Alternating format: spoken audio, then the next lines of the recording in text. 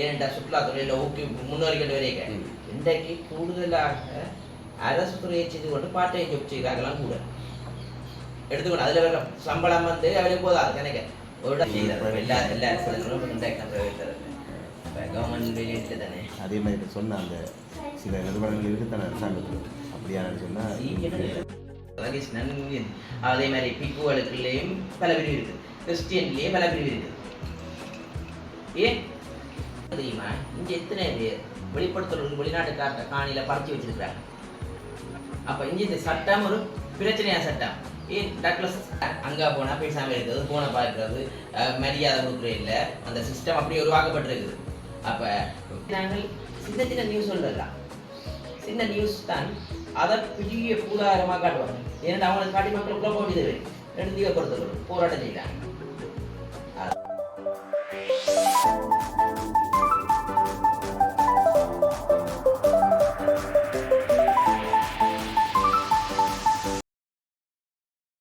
கையில காசு எடுக்கிறீங்க எல்லாமே ஆன்லைன் இங்கே ஆட்டோமேட்டிக்காக கூட இண்டிவிஜுவல் இப்போ கியூஆர் வந்து ஒன்று இருக்குது, பண பரிவர்த்தனை எடுத்துக்கணும். இந்தியாவில எல்லாம் கியூஆர் தான் அந்த நம்பர். அப்போ என்னோட ஆட்டோமேட்டிக்கே பணம் டிரான்சாக்ஷன் ஆகுது, கணக்கான பெறுமதி அவை டைப் பண்ணி போட்டு இந்த சென்ட் பண்ணிவிடும்.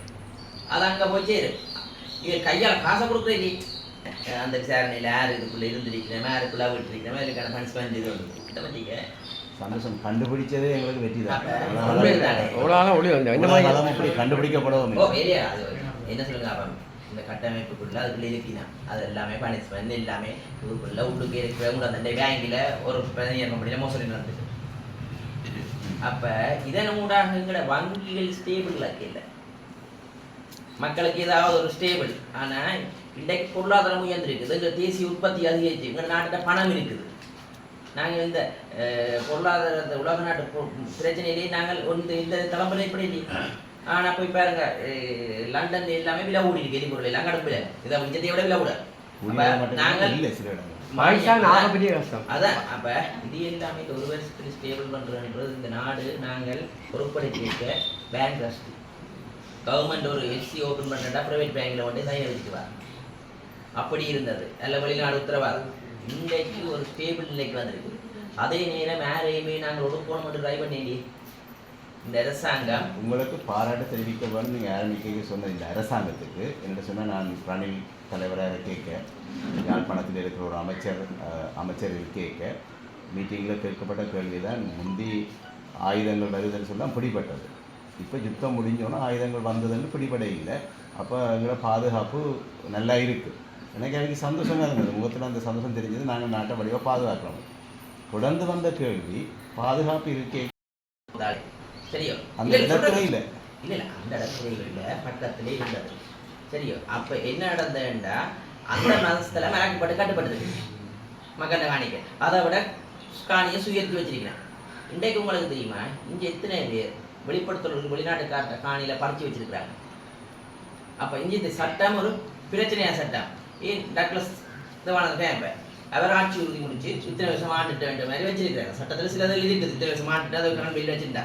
அதே மாதிரி பல இடங்களை சுயரிச்சு வச்சிருக்கிற நடவடிக்கை இருக்குது.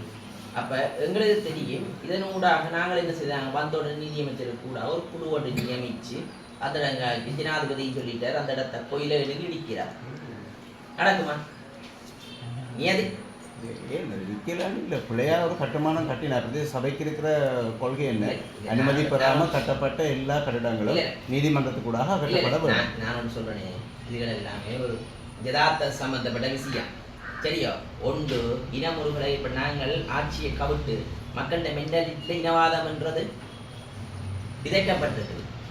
இந்த பிரதேசத்தில் இனவாதம் என்றது மதவாதத்துக்குள்ளாக எந்த படித்தவனும் போனாலும் செருப்பை கலட்டிட்டு உள்ளே போகிறாங்க. அதான் உண்மை நியதி. மதம் என்ற போர்வையிலேயே பணம் உழைக்கிறாங்க. தடுக்க முடியுமா? ஏன் கோயில் இன்றைக்கு அரவாசி கோயில் கேஸில் நடக்குது நீதிமன்றத்தில், வழக்கில் யாழ்ப்பாணத்தில் அரவாசி நீதிமன்றத்தில் நடக்குது போட்டி. என்ன நடக்குன்ற மதம் நல்லதாக சொல்லியிருக்கு, எல்லா மதமும் ஹிந்துஸ் கிறிஸ்டியன் எல்லாமே. ஆனால் என்ன நடக்குன்றா பிரிவினைகள் ஏற்படும் மதங்களுக்கு. அப்போ எங்களுக்கு நம்பிக்கை இருக்குது, இது மதம் உருவாக்கப்பட்டிருக்கிறது சிலர்கள் சென்டிஸ்வாதான் கையாளணும். அன்றத்தோட அதிகாரம் இல்லை, அல்லது பிரேச வைத்த அதிகாரம் இல்லை. மக்களோட மைண்ட் செட் நம்பிக்கை இல்லை. பிரதேச சபைக்கு அதிகாரம் இருக்கு, நடைமுறை இருக்குது. அப்ப இந்த நடைமுறைகள் எல்லாம் நீதிமன்றத்துக்கு போனா அதை பரிசோதிப்பாங்க. எங்களுக்கு தெரியுமா மக்கள்கிட்ட காணி மக்களுக்கு கொடுக்கணும். அப்ப இந்த பழைய ஆட்களோட இங்க கன பேர் வந்து வெளிப்படுத்த முடியுது. யாழ்ப்பாணத்தை பொறுத்த வரைக்கும் கன பேர் ஆட்சி உறுதி முடிச்சு 2-3 கைமாறைக்கலாம். அப்ப அதுண்ட சில டிஎஸ்சி தரவுல வேண்டிட்டு அந்த தரவுல எடுத்துக்கொண்டு தான் நடந்தது. அப்ப இது வந்து பௌத்த கோயிலுக்குரிய காணி இல்லை, அதுல அரைக்கு கட்டுப்பட்டிருக்கு. அதுல இருந்து கொஞ்சம் இறக்கி அதுதான் நடந்தது. அப்ப இது முன்னைய காலத்துல கட்டக்கு முதலே ஒரு பிரச்சனை எடுத்திருந்தா அந்த நிலைமையை கொண்டு செய்ய விட்டுட்டு இப்போ இன்றைக்கு அந்த பிரச்சனை. அப்ப நாங்கள் இது எல்லாமே ஒரு நாள் இல்லாம மதம். இப்ப நான் ஒன்று சொல்றேன், கடவுள் இல்லை, கடவுள் மனுஷன் தான் உருவாக்கினேன்டா, நம்புவீங்களா? சுருக்கமா சொன்னா நம்புவீங்களா? கல்லையை கும்புறீங்க எல்லாம் பிடிச்சு போட்டு எல்லாம் கோயில் இல்லை, மனுஷனை மதியுங்க மற்றவரை நம்ப மாட்டீங்க. அப்ப இதோட ஒத்து செஞ்சுதான் ஓரளவு மக்கள் அறிவு சார்ந்து சிந்திக்கணும். எங்களுக்கு நம்பிக்கை இருக்குது, ஒரு தொழில்நுட்ப ரீதியாக மக்களை மைண்ட் சொல்லி அப்ப இன்றைக்கு பழைய முறையில் நினைக்கிறான். அப்ப எங்களுக்கு நம்பிக்கை இருக்குது, இந்த பிரதேசத்துல ஒரு மத நம்பிக்கை இருக்கு. சில பிக்குபுல செய்யலாம், ஐயர் செய்யலாம், ஃபாதர் செய்யலாம். ஆனா அதுல பிரதிபலன் வந்து கூடுதலா இல்ல இல்ல. இன்றைக்கு சொல்லுங்க சொல்லுங்க, பிக்கு உங்க சிறுநீரா இங்க எங்க முல்லாத்தீவில பாஸ்டரோட. அப்ப உங்களுக்கு அந்த நியூஸ் வரைக்கும் எப்படி இருக்கு? நீங்கள் ஒரு பாஸ்டர், அப்ப அது அது பாஸ்டர் அது ஃபாதர், அது அவங்க தமிழ்ல போடேக்க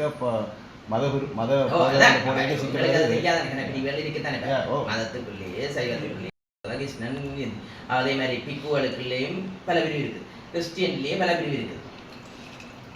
ஏன் இயேசு ஒன்றுதான்.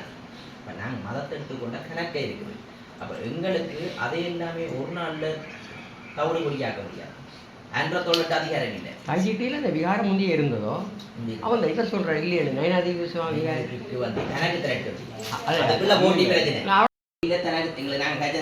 அப்ப அவர் கதைக்கு நல்லது, முந்தியக்குள்ள பிரச்சனை இல்லை. ஏன்னா இதை வந்து அரசாங்கம் தான் தடுத்து வச்சிருந்தது. அப்ப என்ன நடந்துச்சுட்டா, அதுல என்ன நடக்குதுன்றா, இந்த கோயில் இருக்குதானே, கோயில் இருக்குதானே, கோயில தனக்கு திரட்டாமா தான் காணி மக்களுக்கு கொடுக்குறேன். அப்போதான் அவையில்ட்டா அதுக்குள்ளே முளைப்பு தான், அங்கேயே முளைப்பு தான். அவர் பிராடோட திரிகிறார், நல்ல உழைச்சி தள்ளி. அப்ப எல்லா இடத்துல தான் காசு பிரிஞ்சு போடுமே. இதுதான் மெயின் செக்டர். அதை வந்து கருத்தியல் ரீதியாக என்பதை கொண்டு போய் அங்கே குழப்பத்தை ஏற்படுத்துறது. அவங்க எங்க நாங்க வீக்கா இருக்கிறோமோ அதை நாங்கள் பலப்படுத்த வேண்டிய தேவை இருக்குது. இப்போ நாங்கள் பௌத்த மில்லியன் என்றதோடு சொன்னா என்ன நடக்கும்? இதெல்லாம் முடிச்சு போட்டு என் வீட்டு தலைதாமலையை கொண்டு வச்சுன்னு தான் சொல்கிறாங்க. முந்தி ஏன் கொண்டு வச்சது? அவளுக்கு எதிராக கருத்து தெரிவிக்க கொண்டிருக்கு, என் வீட்டுக்கு ஜெயிப்பிக்கிறதா? இது எல்லாமே ஒரு தற்கருதி கணக்காக இருக்குது. அப்போ போராட்டத்தில் ஜெயிக்கலும் என்பதாக பேர். இப்போ நாங்கள் என்று சொல்கிறோம், இனிமேலும் ஒரு போராட்டம் இனவாதம். ஏன் இனவாதத்தை உருவாக்குகிறது? இனவாதம் உருவாக்கினா யாருக்கு வாசம்? அரசியல்வாதிக்கு வாசம். நாடு முன்னேறாது, மக்கள் முன்னேற மாட்டினா நாங்கள் அவருக்காண்டி இவருக்காண்டி வாக்களிக்குது. அப்போ இன்றைக்கு உலகத்தில் எங்கே போகுது? ஒருத்தர் மதத்தை மதித்து கொண்டு அவருக்கான பூர்ண சுதந்திரத்தையும் கொடுத்து கொண்டு கிறிஸ்டியன்டா ஹிந்து உங்களை சுதந்திரம். ஆனால் என்ன அனுபவ சமைச்சு காய்ச்சல் சொன்ன நீங்கள் உங்களோட மதவியலை பாருங்க. நான் மதம் சம்பந்தமான எந்த விதமான நன்மையும் செய்ய மாட்டேன். நான் என்று அரசியலை மட்டும் செய்து கொண்டு போகிறேன். எங்களுக்கு நம்பிக்கை இருக்குது, இதையெல்லாம் ஒரு நீண்ட பயணத்தில் மாட்ட முடியும், கல்வி முறை இல்லாமல். அப்போ எங்களுக்கு பாதுகாப்பான சமுதாயம், நல்ல ஒரு முன்னேறிய இன்றைக்கு இலங்கை பாஸ்போர்ட் பெருமையான நாட்டை உருவாக்கி கொடுக்க வேண்டிய பொறுப்பு இருக்குது. 15 தன்னை மகனுக்காண்டி இல்லை. அப்போ இதெல்லாமே அரசியல். அப்போ எங்களுக்கு இந்த அரசியல் பயணத்தை மேற்கொள்ளும் போது முதலே ஸ்பீச் நான் மாயாஜால சித்தபடியாடு காட்டலாம்,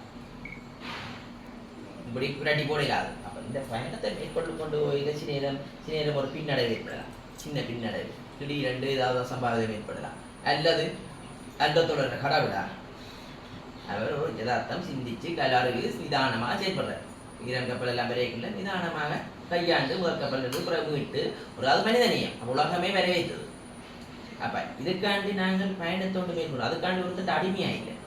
எங்கட நாட்டுக்கு இறமை இருக்குது, சில செயல்பட செய்யலாம். சிலதுகளை அந்த இறமையை பாதுகாக்கிறதுக்காக நிதானமாக கையாள வேண்டிய பொறுப்பு இருக்குது. இந்தியாவோ சடுதியா இருக்க இல்லாது. ஏன்னா இந்தியாவில் 140 கோடி மக்கள் இருக்கிறாங்க, தமிழ்நாட்டில் 7-8 கோடி சனம்.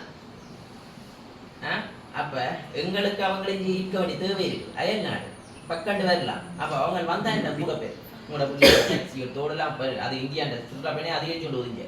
அப்போ எங்களுக்கு அந்த பயணத்தை மேற்கொள்ள வேண்டிய பாதையை கிரியேட் பண்ண வேண்டிய தேவை இருக்குது. அதனூடாக எங்களை மக்கள் சிந்தளிப்பாக இருக்கிறாங்க. வந்த அதுதான் இவன் சொல்லுங்க, இதை விட நல்ல அரசாங்கமாக இருங்க, நீங்கள் இதை விட என்ன ஒரு நல்ல மடங்கு இருங்க. யாரும் சர்வாதிகாரத்துக்கு போய் இந்த நாட்டை விரும்ப மாட்டாங்க. மைந்த வந்து ஒப்படைச்ச 2015. அப்போ எங்களுக்கு தெரியும் 5 வருஷத்துக்கு போதாது ஒரு நல்ல நாடாக இருக்குது, தென்படுது. நல்ல ஒரு முன்னேறிய நாடாக வருது, கண்ணுக்கு தெரியுது. அப்போ யாரையும் மாற்றத்துக்கு விரும்புவாங்க, திருநீட்டை கொடுக்க விரும்புவாங்க. பழைய அரசியல் தேவையா? அப்போ எங்களுக்கு அந்த கலாச்சாரத்தை நாங்கள் முதல்ல கலாச்சாரத்தை மாற்றிருக்கிறோம். படிப்படியாக அந்த அரசு அதிகாரிகளை மாற்றுவோம். இப்போ நாங்கள் சிங்களத்தை ஆட்டோமேட்டிக்காகவே இருக்கும் யோசிப்பினா தானே. அமைச்சர் நம்மளா வந்துட்டு போகிறாரு இல்லாமல் நிதி அமைச்சர் எல்லாம் வந்து நம்மளா வந்து ஒரு வானத்தை போயிடும். எங்களுக்கு இந்த படிப்பினையை கொடுத்து கொண்டு போகிறாங்க. அதுக்காக மக்களும் எங்களோட பக்கம் அந்த நல்ல பாதை இருக்கிற தப்பில்லை. யாரையுமே இங்கே நாங்கள் சின்ன சின்ன நியூஸ் சொல்லலாம், சின்ன நியூஸ் தான் அதை பெரிய பூதாரமாக காட்டுவாங்க. ஏன்னா அவங்களுக்கு காட்டி மக்கள் குழப்ப வேண்டியது எடுத்து பொறுத்துக்கணும், போராட்டம் செய்கிறாங்க. அதில் தோல்வி கண்ட அரசியல் மக்கள்கிட்ட பிரச்சனை இருக்குது. ஒரு நாளில் எங்கள்கிட்ட பிள்ளை இல்லை. நாங்கள் ரோட்டுக்கு டெண்டில் கோல் பண்ணுறோம். போன வருஷம் 8ஆம் மாதம் கோல் பண்ணுறோம், 5ஆம் மாதம் தேர்தல் வந்து 8ஆம் மாதம் கோல் பண்ணுறோம். ஒருத்தரும் கூடவே இல்லை. ஏன் நான் சொல்லிட்டு பிரச்சனை மட்டியில் கொண்டு வர பிரச்சனைக்கு அப்போ அவங்க போடாங்க. ஏனெண்டா 10 மாதத்துக்கு செய்து முடிக்கணும். அப்போ இப்போ தான் கோல் பண்ணி இப்போ தான் 4ஆம் மாதம் போட்டுருக்காங்க. நாங்கள் பக்கண்டு செய்யலாது. ஒரு அரசு நடைமுறை இருக்குது, ப்ரொசஸர் இருக்குது, அதெல்லாம் பின்பற்றி தான் செய்து கொண்டு போகிறோம். போக்குவரத்தை பழுதாக்கி போட் பழுதாக்குகிறோம், ஒன்றக்கு திருப்பி ஃபுல்லாக பேரிங் செய்து அனுப்புகிறோம். 2 அப்போ இந்த பயணத்தை மேற்கொண்டு போயிருக்க அந்த பயணத்தில் இருக்குங்க. ஆனால் அதிகளவான வீதிகளை போட்டிருக்கான். சின்ன சின்ன வீதி, பெரிய வீதி கூட இல்லை. அது என்னடா பெரிய வீதி பெரிய அளவு செலவழிக்கும் மீன் வீதி, அதெல்லாம் அதை செய்ய சின்ன சின்ன உள்ள வீதியில் சின்ன சின்ன செய்துட்டாங்க. அதையாக இந்த பயணத்தை மேற்கொள்ளும் போது ஒரு சில சம்பாதகர்கள் முன்னைய காலத்தில் தண்ணி டேங்க காட்டி சரிஞ்சு விழுந்தது. எல்லாரும் சரிஞ்சு காற்றுக்கு விழுந்தது, தெரிஞ்சுட்டு நிறுத்தியில் சரிஞ்சு விழுந்தது. சரிஞ்சு கொண்டாக்ட் செய்தவர் தான் பணம் செய்தார். வேற ஒரு டேங்க் கட்டி கொடுக்கறது மாட்டுக்கு அதுக்கு அரைவாசியில் லீக் ஆகுது. என்ன நடந்தது? இப்போ நாங்கள் புதிய ஒரு பிளான் ஒன்று செய்து புதிய ஒரு இன்னத்திருந்தா செய்கிறது எடுத்துருக்க முடியும், நிதி ஒதுக்கணும். அதை ஒரு நாள் செய்து முடிக்கலாமா? ஒரு வருஷம் இப்போ கண்டாக்ட் கொடுத்து கண்டாக்ட் அதை செய்து இதுக்கான பயணத்தை மேற்கொண்டிருக்கிறோம். ஒரு சிலர் ஏதாவது துரிதமான மக்களுக்கு துரிதமாக நடக்கும், மக்களுக்கு தெரியாது இந்த நாளைக்கு நடக்கணும். பயணத்தை ஓரளவு வெற்றி பயணத்தை வெட்டி கொண்டிருக்கிறவங்களுக்கு உங்களுக்கும் தெரியும், மனசுக்கு தெரியும், எதிர்கட்சிக்கும் தெரியும். இப்படியே விட்டால் முன்னேறிடுவார்கள். அப்போ என்ன செய்யணும்? இந்த ஆட்சியை விடுத்து இந்த தங்களை பக்கம் எடுத்துக்கிட்டா ஏதாவது செய்யலாம். நாங்கள் ஆட்சிக்கு வந்து அரசியல்வாதி சொத்துக்களை கைப்பற்றுக்கான அப்படிக்க போய்கொண்டிருக்கு. இப்போ எல்லாமே எழுதி கொண்டு வருதுன்னா உங்களுக்கு தெரியுது, காலத்துக்கு எழுதி கொண்டு போகுது நாளுக்கு நாள. அப்போ எங்களுக்கு இவர் தான் தெரியுது, அதை உறுதிப்படுத்தணும். சும்மா நான் சர்வாதிகாரம் ஆட்சிக்கு இல்லையே எடுத்து சித்துட்டு போறது.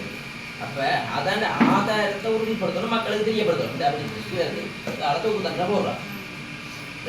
அப்போ அந்த பொறுப்புரையில் போய்கொண்டிருக்குது. பாப்பா அச்சுறுத்தல் நடக்கிறது கேள்விப்பட்டோம். நீதிமன்றத்துக்கு போகிறதுல அச்சுறுத்தல் கொடுக்குறாங்க, பெரிய இராணுவ தளபதியாக சொல்கிறாங்க.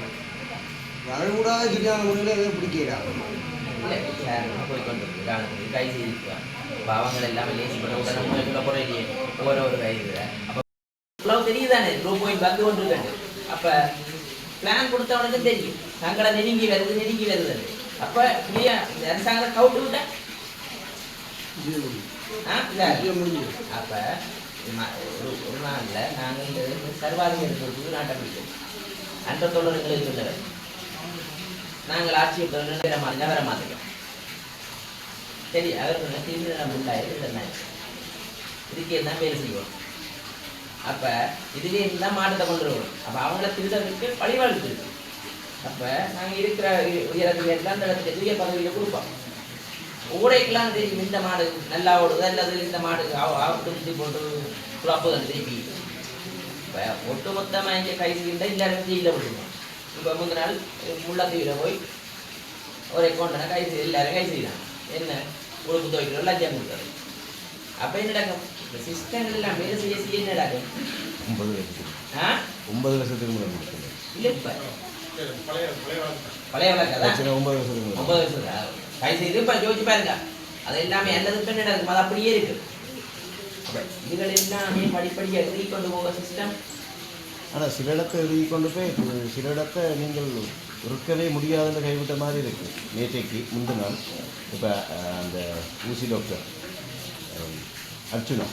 அர்ச்சுனா அங்கே போய் தந்த காணிக்குள்ளே போன காணி பிரச்சனை வந்தால் அவரும் பொலிசை நாட வேணும் அல்லது அந்த பிரச்சனைக்குரியாக்களும் பொலிசை நாட வேணும். அவருக்கு கொடுக்கப்பட்டிருக்கிறது உயிர் ஆபத்து. அப்போ ஒரு சீட்டை தருவணும். அப்போ இந்த டிஜிட்டல் ஆக்க ஒரு படிமுறையில் கடந்து கொண்டு போகிறது உங்களுக்கு நம்பிக்கை இருக்குது. இந்த அரச கட்டமைப்பு எல்லாமே ஒழுங்காக இருக்குமா இருந்தால் நேர்மையான நன்மையில் இருக்குமா இருந்தால் அந்த நேர்மை நன்மை மக்கள் உணர்வாங்கல அரசியல் இன்றைக்கு நாங்கள் எங்களில் யாரையும் பயோடேட்டா பண்ணுறது இல்லை. அரசியல் அப்பாயின்மெண்ட்டில் இன்டர்வியூ போட் பண்ணுறோம். இன்டர்வியூ போடுறது இன்டர்வியூவில் பேஸ் பண்ணி கிடைக்குது. சில பேர் இன்டர்வியூ போட்டோம் தெரி போட்டோம். இப்போ ஆண்டு போகிறோம் அதில் போயிருக்கா டிரைவர் இப்போ தகுந்த சேட்டேன் இன்டர்வியூ சேட்டேன் சும்மா இன்டர்வியூ போட்டேன் ப்ரெஜென்ட் சொல்கிறேன் 2 முறை கண்டக்ட் வேறு ஒன்றும் இல்லை இன்டர்வியூ போயிட்டு அண்டு திருப்பி எனக்கு ஒரு ஆள் வந்து சொல்லிச்சுது சிங்களத்தில் கேள்வி கேட்டது தான் தரமாவிட்டு நான் அவன் கேட்டது திருப்பி ரீகால் இன்டர்வியூ போட்டு போய் திருப்பி டிரைவர் மாதிரி இன்டர்வியூ வச்சு திருப்பி எடுத்துருக்கு தமிழ் தமிழில் தான் செய்தாது. நான் வேற ஒரு வாத தமிழில் அவன் தெரிஞ்சு திருப்பி இன்டர்வியூ வச்சு திருப்பி செலக்ட் பண்ணப்படுது பையன் டிரைவர் வந்து வைப்பட்டு 3 வருஷம் இருக்குது அப்போ கொடுப்பாங்க. இப்போ இதுலேயும் அமைச்சிட்டு சரி தரவில்லை முந்தியட்டா போய் அமைச்சிட்ட கொடுக்கணும் லெட்டர் எடுக்கணும் இது பணம் அந்த வழி இல்லை. கிட்ட என்னோட 2 ஃபோட்டோ எடுத்துட்டு அந்த ஜனாதிபதியோட 2 முந்தி ஜனாதிபதியோட ஃபோட்டோ எடுத்தால் கதை காட்டியே காசு கட்டுவாங்க. இப்போ ஜனாதிபதி சிம்பிளாக எல்லாரோடையும் ஃபோட்டோ எடுக்கிறார். ஜனாதிபதி ஃபோட்டோ எடுத்தால் கூட ஜனாதிபதி அப்படியே இல்லை. தன் குடும்பத்துக்காக இல்லை தன் பிள்ளையை கண்டிருக்கீங்களா மனைவியை கண்டிருக்கீங்களா அவே தங்களை இல்லை அவை இதில் ஏர்போர்ட்டில் வருது தங்களோட பஸ் அவை தண்டு வரும் எல்லாருமே குடும்பம் அரசியல் வருது. அப்போ நாங்கள் அந்த பயணத்தை கொண்டு இருக்கணும். நன்றத்தோடு பயணம் செய்வது நல்ல ஒரு சமுதாயத்தை உருவாக்கி நாட்டை கொடுக்கணும். நன்றத்தோட 100 வருஷம் இருக்கக்கூடாது. மிஞ்சினா எவ்வளோ 30-40 வருஷம் செஞ்சிருவீங்க. அதுக்கு ஆட்டிடியூட்டாக இருக்குண்டா 20 வருஷம் இருக்கலாம். அதுக்கு இல்லை 10 வருஷம் தான் ஆச்சு செய்யலாம். அதுக்கு அப்புறம் அடுத்தாள். அப்போ இந்த இதுக்குள்ளேயே நல்ல ஒரு கட்டமைப்பு உருவாக்க தருமா. இந்த சந்திரன் எங்கே போய் வருமா வரப்போகிறது இல்லையே. அப்போ எங்களுக்கு தெரியும் எதிரில் நல்லது ஒரு கட்டமைப்பு இல்லை. இந்த கட்டமைப்பு பண்ணி பாதுகாக்க தருவாங்க. அப்போ இதே மாதிரி இந்த வடபகுதியிலே நல்ல ஒரு கட்டமைப்பு உருவாக்க தருவாங்க. அப்போ அந்த கட்டமைப்பு உருவாக்குறதுக்கு அதன் மக்களுக்கு உணர்வுட்டா ஒரு பயணப்பாதை செய்யும். இந்த பயணப்பாதையில் செய்து இந்த நாட்டை அடுத்தவர்கிட்ட கொடுத்துட்டு போகணும். அதான் உண்மை. நல்ல நல்ல நாடாக அவ்வளோ காசு இருக்குது இவ்வளோ முன்னேறி நாடாக இருக்குது. இது நாள் வரைக்கும் நினைச்சு நான் சாதாரண நினைக்கிறேன் ஆக்கள் நினைக்கிறேன் எம்பியா வந்தால் பணக்காரனா அதுதானே நிறைய வசதி படைச்ச பணக்காரனாக கொஞ்ச நாட்டை நல்ல குடும்பத்துக்கு நல்ல பிள்ளை நல்ல அப்படி சிக்கவே இல்லாது. எல்லா சொத்து கணக்கு வேண்டி இருக்குது எல்லாமே தான் இருக்குது. அப்போ ஆகமிஞ்சின கோடிக்கணக்கு 100 கோடின்னு சேர்க்கலாமா சேர்த்தா இன்றைக்கு போனால் கணக்கு காட்டணும். இப்போ அந்த கட்டமைப்புகள் இருக்குது உங்களுக்கு இவங்க இருக்கிறாங்க இத்தனை எல்லாருக்குமே வருது. திடீர்னு 100 கோடி வந்துட்டுட்டா பேங்கில் வச்சுருந்தா பேங்கில் 100 கோடி வந்தால் கோல் பண்ணிக்க பேங்கில் வந்தது என்னென்ன சரி எங்கேருந்து வந்தது. முந்தைய அரசியல்வாதிகள் அப்படித்தான் சொத்துக்கள் எல்லாமே சுகமாக சேர்த்து நல்லா இருக்கிறாங்க. இந்த இவ்வளோ சொத்துக்களை காட்டலாமல் இருக்கிறாங்க. இந்த பயணத்தை நாங்கள் மேற்கொண்டு கொண்டு போகிறோம்.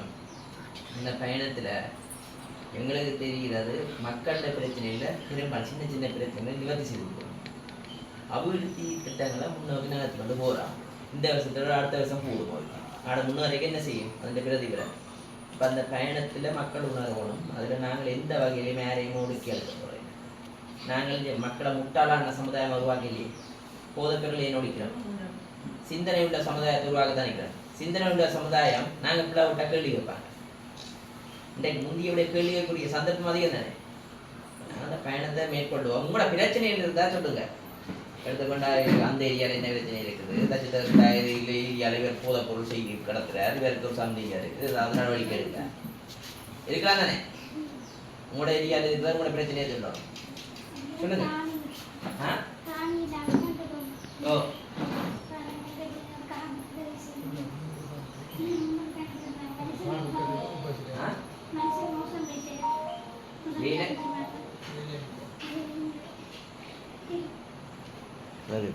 சபையில் வேலை செய்தவர்.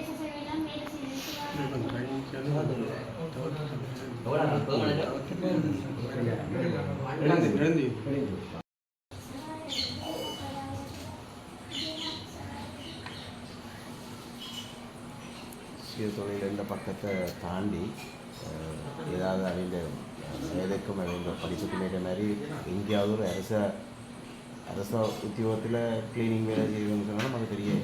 அதெல்லாம் வேலை செய்யலாம். அது கான்ட்ராக்ட் தான். அது கான்ட்ராக்ட் ப்ரைவேட் கம்பெனி தான் எடுத்து செய்கிறார். எல்லா அரசுகளும் கான்ட்ராக்ட் தான் ப்ரைவேட் தருது.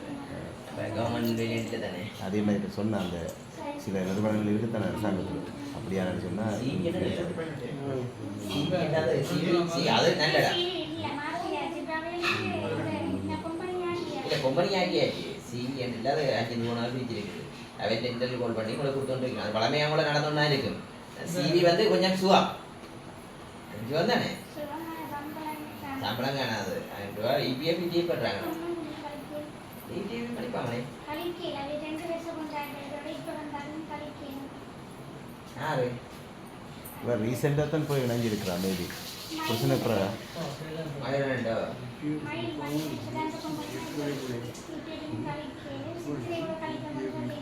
இபிஎஃப் கழிக்கிறது என்ன பெனிஃபிட்டுண்டா உங்களுக்கு கொஞ்சம் காசு கூட கழிப்பான். ஆனால் அவர் மிச்சம் 12 வீதம் போடும் கொம்பனிக்காரன். எலக்ட்ரிசிட்டி போர்ட் கம்பெனி இல்லை வடி கம்பெனி ஆகிய ப்ரைவேட் கம்பெனி நான் நினைக்கிறேன் 5 மாதம் இல்லை என்ன சொல்லுங்க. இது எல்லாமே கவர்மெண்ட் பே பண்ணது சரியோ. 12 வீதம் எல்லாமே கவர்மெண்ட் வேலை எல்லாமே போட்டு அதை எடுத்துருக்கணும். ஆனால் என்னென்னா எனக்கு 2 முறை ஆட்சி வந்து கிளீனிங் பிள்ளைகளுக்கு அதில் போய் செய்ய தெரியாது. அதை அப்படியே வண்டி எடுத்துருக்கணும். இதுதான் நடக்குது. இப்போ இதை இருக்க வேண்டியது இருக்குது. 8 வீதம் எடுக்கணும். 2 வீதம் பண்ணால் 2 செய்யறதுக்கு ஒரு 5 வருஷம் பேசிங்கன்னா இல்லை ஒரு காசு வருது ஆகுது பிள்ளைக்காக. அதுக்காண்டி தான் போகிறது பெற்று நல்லது. 1000 எடுத்துக்கொண்டு எத்தனை மணியில் இருந்துட்டு இல்லை மத்தியானம் வீட்டில் பக்கத்தில் போடுவேன். இல்லை வேறு வேலையிலுக்கு போனால் அது வராது. இப்போ ஹாஸ்பிட்டல் போனால் சிபியில் என்ன பொறுத்தவரை ஃப்ரீடா மத்தியானம் இல்லை. அதான் எலக்ட்ரிக் கொம்பனிக்கார விட மாட்டோம். ஏன்டா கொம்பனிக்காரனுடைய இல்லாது எலக்ட்ரிக் சிலாக்கள் பார்த்துட்டு சரியாக்க நீங்கள் மத்தியானம் போயிட்டு வாங்க 12 மணிக்கு முடிய கூட்டி தரச்சு விட்டு போகும்போது விட்டுருவீங்க. அதை வந்து அங்கே சொல்ல மாட்டேன். ஹாஸ்பிட்டல் அட்டெண்டர் ஸ்டாஃபுக்கு இந்த எஜுகேஷன் குவாலிஃபிகேஷன் போதாதோ? எது பிஎஸ்சி அங்கேயும் கிளீனிங் இது கம்பெனி தானே. இல்லை கிளீனிங்கிறது இல்லை. அட்டெண்டர் ஸ்டாஃப் பரிசாரகர் அப்படின்னு இப்போ போட்டிருக்கு நம்மள கிடைக்கும். 6 பாடம் கேட்குறாங்க. இல்லை 2 பாடம் கொண்டு கொடுக்குறாங்க. 6 பாடம் கேட்குறாங்க. அனுபவம் கேட்குறாங்க. அதில் மேக்ஸ் பார்க்க மாட்டாங்க. அப்படி இல்லை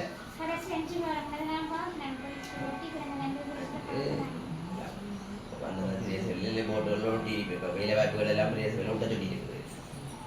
அப்போ அதை பார்த்துட்டு 5 வடப்பற அதுக்கு குவாலிஃபிகேஷன் போட்டி தன்மை கூட பழையாக்கள் வேலை செய்தால் எடுத்துருவாங்க. அது 2 வயசுல வேலை செய்தாங்க. முடிச்சால் சும்மா வழியில் வர்றே இல்லை கற்பிக்கணும். அப்போ ஒரு பரீட்சையில் போய் எக்ஸாம் எழுதிலாண்டா அதில் பிரதிபலன் இந்த மாதிரி இருக்கும். அப்போ நாங்கள் அதில் வந்து உங்களுக்கு கடுமையான கேள்வி தமிழ்ன்றா தமிழ் பாடம் வேண்டா தமிழ் படிக்கிற டீச்சர் என்றா தமிழ் என்ன இது இருக்குது அந்த தரல என்ன எக்ஸாம் பயமாவது கிடைக்குமோ கொடுப்ப சான்ஸ் இருக்கா? எக்ஸாம் 30 வயசுக்கு மேலே ஒரு ஆள், இன்னொருத்தருக்கு 27 வயசு, இன்னொருத்தர் 26 வயசு, 5 வயசு. இந்த 3 பேரும் ஒரு வீட்டிலேருந்து ஒரு பட்டம் கிடைச்சி வெளியால் வந்து 3-4 வருஷத்துக்கு மேலே. இந்த 3-4 வருஷத்துக்கு மேலே இருந்தால் அடுத்த ஸ்டெப்புக்குள்ள நுழைஞ்சி எதிர்காலத்தை எப்படி நாங்கள் சொன்னது அரச நியமனங்களை இல்லாமல் ஏனென்றா சுற்றுலாத்துறையில் ஊக்கி முன்னோரிகள் வரைக்கும் இன்றைக்கு கூடுதலாக அரசு துறையை செய்து கொண்டு பார்ட் டைம் ஜாப் செய்கிறாங்களாம் கூட எடுத்துக்கணும். அதில் வர சம்பளம் வந்து அவருக்கு போதாது கணக்கு. ஒரு இடத்துல நாங்கள் இப்போ வந்தால் ஃபிங்கர் பிரிண்ட் கூட்டிட்டேன். ஃபிங்கர் பிரிண்ட் கூட்டினாலோட வேலையை விட்டுட்டு போட்டேன். ஏன்னா டைமுக்கு வர இல்லாது ஃபுல்லாக நிற்க இல்லாது. அப்போ 2 இடத்துல போனால் அவர் இது சேல்ஸ் எடுத்து செய்கிறார். சேல்ஸ் எடுத்து செய்கிறோம். இன்னொரு விஷயம் ஒன்று மன்னிக்குது. என்ன சொன்னா இன்னொரு விஷயம் ஒன்று மன்னிக்க வருது. இப்போ உதாரணமாக கமர்ஷியலில் படித்து பாஸ் அவுட் ஆனவர்கள் அரசு வேலை எதிர்பார்த்து கொண்டிருந்தார். அவர் தங்களை அபிவிருத்தி செய்ய முடியாது. தங்களை அபிவிருத்தி செய்யணுமா இருந்தால் என்ன செய்யணும்? தனியார் கம்பெனிகளையே நாடிக்கிறேன். அந்த தனியார் கம்பெனிகள் அங்கே போய் நாடிக்கொண்டு போய் அங்கே போதை பாவனை தான் அதிகரிக்குது. அப்போ எதிர்காலத்தில் போதை பாவனை எங்கே தோற்றுவிக்கப்படுது?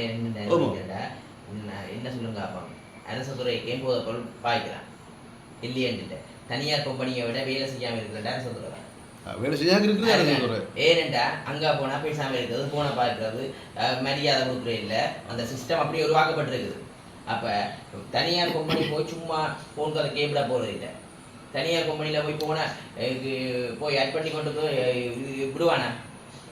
அவன் என்ன செய்வான்? புரோக்கரஸுக்காண்டி டீசிங் கம்பெனி பிடிக்கணும்டா கதை போன் எடுத்து கதை, அல்லது காசை கொண்டு போன் எடுத்து கதை கொடுத்துடான்னு ஒரு செயல்பாட்டு பேங்க்ல போயிருந்தா பேங்க்ல பாருங்க, பேங்க்ல சும்மா இருக்கிறேமா, சும்மா இருக்க விடுவானா? எங்களுக்கு போதைப் பொருள் பாவனைன்றது அப்படியே போதை பாவனைன்றது உதாரணமாக மருந்து, அது ஒரு போதை தான். மருந்து ஒரு போதை தான். அது மட்டும் இல்லாக்கி அது அளவுக்கு அதிகமான பழரசம் ஒரு போதை. போதைப் பொருள் இல்லாத சாப்பாடு இங்கே இலங்கையில் ஒன்றுமே இல்லை.